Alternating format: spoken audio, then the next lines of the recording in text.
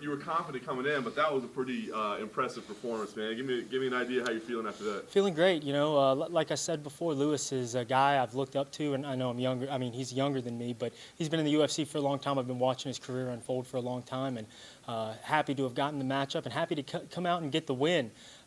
It was difficult. There was like a mental block there for a second. I didn't know if I could win in the UFC. Now I piled up multiple wins. I got my first finish, and I'm telling you, I can do this. I can do this with anybody. 125, 135, 145. Let's go. 145 too? No, not really.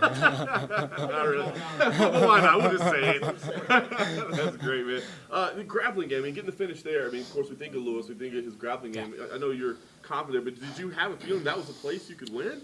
Absolutely. I can win everywhere. That's the thing. My skill set, I've worked my entire career to build a complete skill set, and we're still filling in the gaps. We've got things to work on, obviously, and I've got great coaches. I've got great people around me, and I travel and I look around and I try to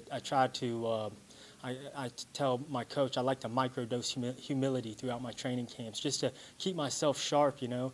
Every day I stand in front of guys who are amateurs who batter me, and I have to go home and think about my life choices, you know.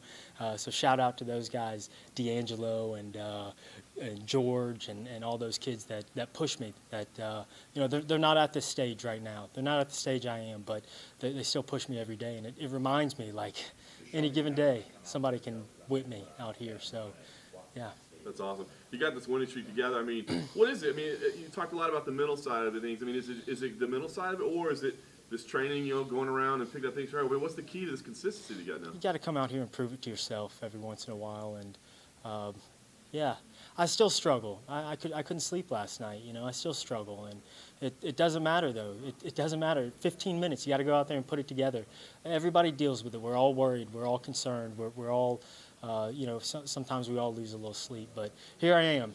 I'm proof that you can do this, and I don't think people realize that I'm an average guy. You know, I like to push that narrative because everybody likes to pretend like they're different than everyone. But I rode the bench my entire athletic career. You know, I played sports and tried my hardest and always gave maximum effort. And it wasn't until I found martial arts that I realized that effort actually matters. So here we are.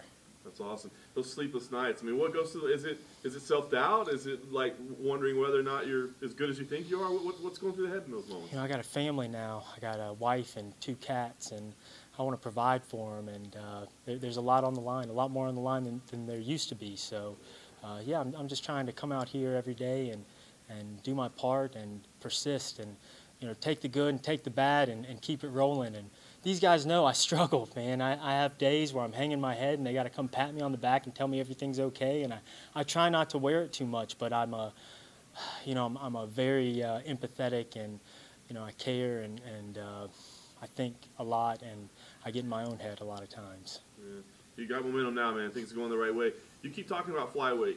Are you gonna push for flyweight? Are you gonna talk to the matchmakers and try to get flyweight fights, or you just take what they give you and hope? What do you think? I think they know where I stand. You know, I have a very good relationship with Mick Maynard, and he knows where I stand on this. I'm going to take the fights that are offered to me. You know, you give me 8 weeks notice, it doesn't matter who's at the end, you know, who's on that contract. I'm going to accept it because I believe with my team that we can put together a game plan.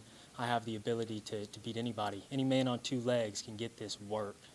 Nice. Last thing for me, what does make sense as you stand here now? I mean, is there a date, a location that the UFC has announced, or an opponent? What do you think would make sense for you? I would like to fight twice more before the year's end. I'd like 3 fights in 2019. I don't think that's asking too much. I fought once last year. And I get it, you know, when you stumble out of the blocks, this is a hierarchy, like we said before. And, you know, you don't get to call your shots when you're 1-2 or 2-2 in the UFC. But I've won 3 in a row. I've moved up to bantamweight. I just took out a very tough competitor. Let's go. Let's get this thing going. I'm an exciting guy. Let me get my feet underneath me. Let me get some traction in this thing. I can amass a fan base. I speak well. I can fight, punching, kicking, wrestling. I can do it all. Cool. So dreamy. Hey, handsome too. Handsome as frick too, man.